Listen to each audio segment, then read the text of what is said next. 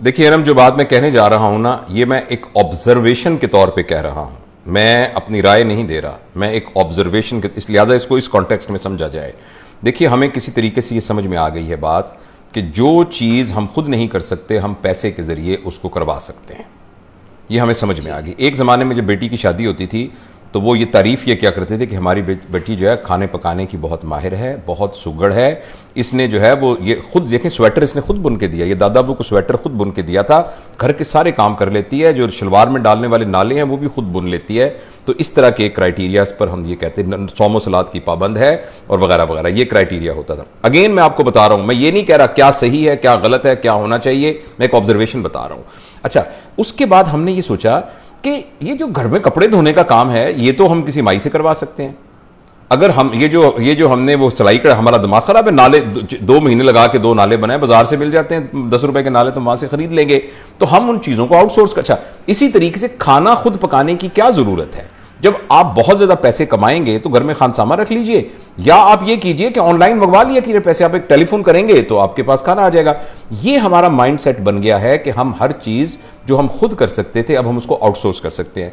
Parenting के सिलसिले में भी समहाउ हमने यही सोचा कि जो मां की या बाप की जिम्मेदारी थी, मां बाप ने कहा हमारे पास तो पैसे हैं, हम तो इनको आउटसोर्स कर सकते हैं। अगर खाना मैं पकाता या पकाती और सब घर वाले दस्तरखान पर बैठ के खाते तो वो रिप्लेस हो जाएगा खानसामे के खाने से, मगर जो उसके साथ एक वैल्यू सिस्टम ट्रांसफर होता था वो इत्तेफाक से खानसामा या फूड पांडा आपको नहीं दे सकता। अच्छा, यही बात हमने पेरेंटिंग के सिलसिले में कर दी। मां बाप की तरबियत थी कि बच्चों को हमने पढ़ाना है, लिखाना है, तरबियत करनी है, सिखाना है, हमने वो आउटसोर्स कर दिया महंगे स्कूलों के पास। अच्छा, शाम को हमने बच्चों को गोद में लेके बैठ के तरबियत करनी थी, ये हमने आउटसोर्स कर दिया एकेडमीज के पास और ट्यूटर्स के पास।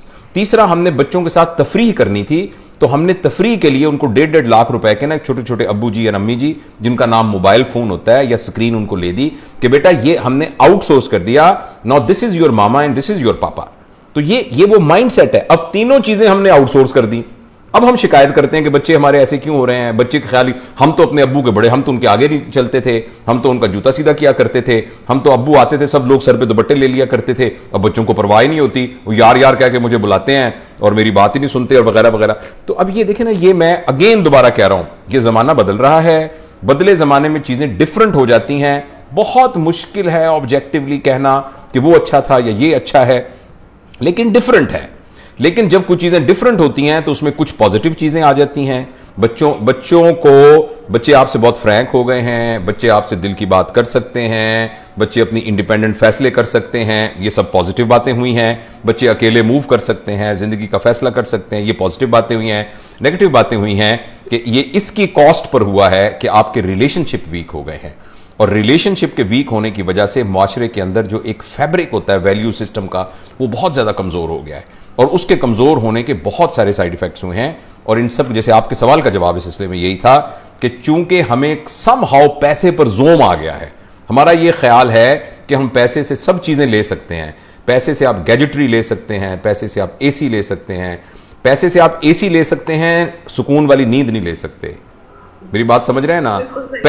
पैसे से आप आसानियां ले सकते हैं, आप खुशियां नहीं ले सकते। पैसे से बच्चों को कंफर्टेबल करके आला तालीमी इदारे की डिग्री ले सकते हैं, लेकिन बच्चों की तरबियत नहीं कर सकते। तो तरबिया, जो अरबी का बड़ा जबरदस्त लफ्ज है तरबिया, हम तरबिया को कंफ्यूज करते हैं ट्रेनिंग के साथ। ट्रेनिंग का उर्दू तर्जुमा है सिधाना। कभी आप देखिए, आप जंगल से एक भालू को पकड़ के लाइए, इतना बड़ा जानवर होता है भालू, अगर आपको यूं पकड़ ले तो भेज के रख देगा, हड्डियां तोड़ देगा। उस भालू को ना आप एक स्टूल पे बिठा देते हैं, मदारी डुगडुगी बजा रहा होता है और वो स्टूल पर बैठ जाता है। एक बंदर को लेके आप तार के ऊपर स्टिक लेके डांस करना सिखा देते हैं, तोते से आप तोप चलाना सिखा देते हैं। इसको कहते हैं सिधाना, जिसको कहते हैं ट्रेनिंग। हम अपनी पेरेंटिंग को भी ट्रेनिंग समझ रहे हैं कि बच्चों को हम ऑपरेशन करना सिखा देंगे, वो डॉक्टर बन जाएगा, बहुत ज्यादा पैसे कमाएगा, उसको हम ये सिखा देंगे। ये सिधाना है, ट्रेन करना है। जो पेरेंटिंग है, पेरेंटिंग का मतलब अंदर से वो चेंज हो जाए। मेरे नजदीक पेरेंटिंग का मतलब यह है कि एक शख्स अंदर से अपनी चॉइसेस के सिलसिले में बिल्कुल क्लीन हो जाए। जब अच्छाई और बुराई उसके सामने आए तो उसके अंदर इनर पावर इतनी हो कि वो अच्छाई को इख्तियार करे। जब वो अच्छाई को अच्छाई समझ के कर रहा हो, किसी बेनिफिट के तौर पे ना कर रहा हो। यह है तरबियत मेरे ख्याल में।